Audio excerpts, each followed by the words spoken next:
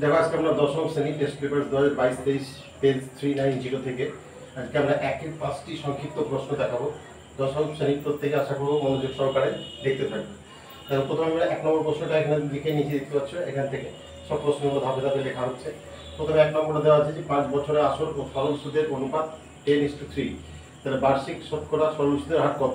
এক্ষেত্রে আমরা দেখো এই ফর্মুলা দিয়ে 11টা তোমাদের অঙ্কগুলো শিখিয়েছি, তোমরা জানো। তাহলে আসল পি সমান 10x, সরল সুদ i সমান 3x।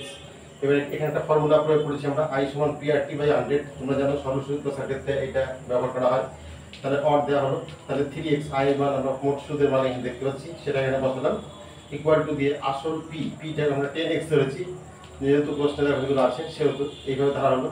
গুণ সুদের হার 8/100, আর 5 হচ্ছে টাইম, 5 ইয়ার্স, সেজন্য 5 দেওয়া হলো। এবার এই শূন্য শূন্য কেটে দেওয়া হলো, 5 দিয়ে 10কে কাটা হলো 2।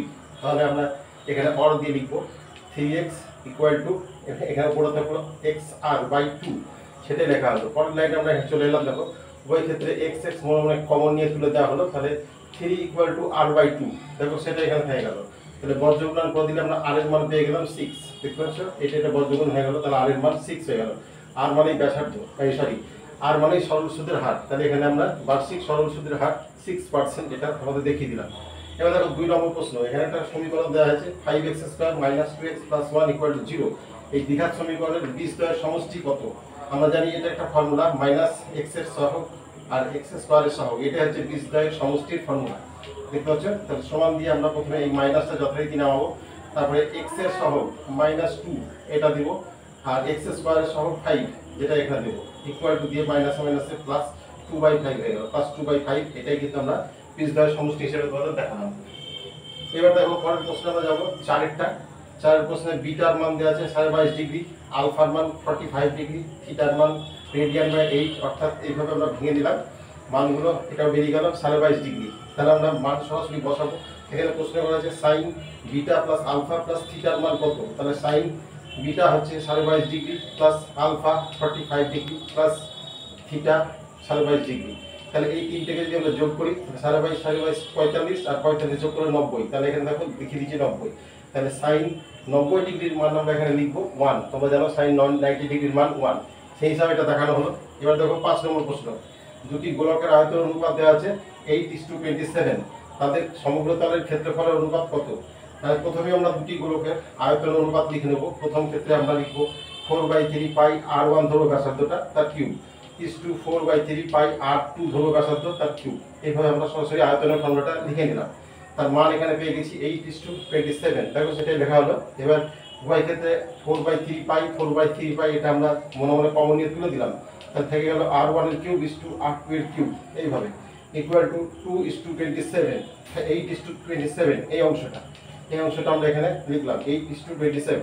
তাহলে অতএব দেওয়া হচ্ছে। এবার উভয় ক্ষেত্রে আমরা মান বের করবো, r1 এর কিউব ইকুয়াল টু 8, তাহলে 8 মানে 2 এর কিউব, তাহলে উভয় ক্ষেত্রে কিউব তুলে দেওয়া হলো, তাহলে r1 এর মান 2। ঠিক একইভাবে r2 এর কিউব, এটার মান আমরা দেখতে পাচ্ছি 27, সেটা এখানে বসালাম।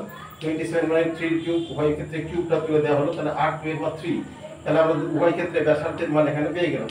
এবার অ্যান্সার লিখবো, সমগ্র তলের ক্ষেত্রফল অনুপাত তাদের 4πr² r1² 4πr2²। তাহলে এখানে আমরা 4π উভয় ক্ষেত্রে কমন নিয়ে তুলে দিলাম, থেকে যাচ্ছে r1² r2²। দেখো r1² r2², এদের মান আছে r1 এর মান হচ্ছে 2 তার স্কয়ার ইসটু r3 r2 এর মান 3 তার স্কয়ার। দেখো সরাসরি মানগুলো আমরা বসিয়ে নিলাম, r1 এর মান 2, r2 এর মান 3, তার স্কয়ার দিয়ে এভাবে লিখে নিলাম। এবার 2 এর স্কয়ার 4, 3 এর স্কয়ার 9, 4:9 অ্যান্সার হয়ে গেল। এবার শেষ প্রশ্নে যাব আমরা 6 নম্বর। এখানে দেখো একটা রাশিবিজ্ঞানের উপর শর্ট কোশ্চেন দেওয়া আছে 7 9x 3 12y এর গড় 5। তাহলে এদের আমরা x প্লাস y এর মানটা বের করতে বলা হয়েছে। কি করে বের করব দেখো, প্রথমে আমরা সংখ্যাগুলিকে যোগ করব। তোমরা জানো সংখ্যাগুলিকে দেখো সব যোগ করা হচ্ছে, তাকে যেহেতু পদ সংখ্যা 6, 1 2 3 4 5 6টা পদ, সেজন্য 6 দিয়ে ভাগ ইকুয়াল টু এই 5, এটা দেওয়া হলো। এটা গড় নির্ণয়ের ফর্মুলা, সব সংখ্যাগুলিকে যোগ করে সেই পদ সংখ্যা দিয়ে ভাগ ইকুয়াল টু 5, যেটা দেওয়া রয়েছে। এবার আমরা সরাসরি লিখবো, এই সংখ্যাগুলোকে যোগ করবো, 7 আর 9 16, 16 আর 3 19, 19 আর 12 31, 31 প্লাস x প্লাস y এটা লিখে নিলাম ইকুয়াল টু, এটা বর্গমূল হয়ে গেল 6 × 5 5 6 30, তাহলে অতএব x প্লাস y এর মান লিখবো ইকুয়াল টু দিয়ে 30টা আগে লিখবো, এদিকে প্লাস 31টা এদিকে নিয়ে যাওয়া হলো মাইনাস 31, তাহলে মাইনাস 31 থেকে 30 বাদ দিলে -1, তাহলে x প্লাস y এর মান -1। এইভাবে আজকে তোমাদের অঙ্কগুলো দেখানো হলো।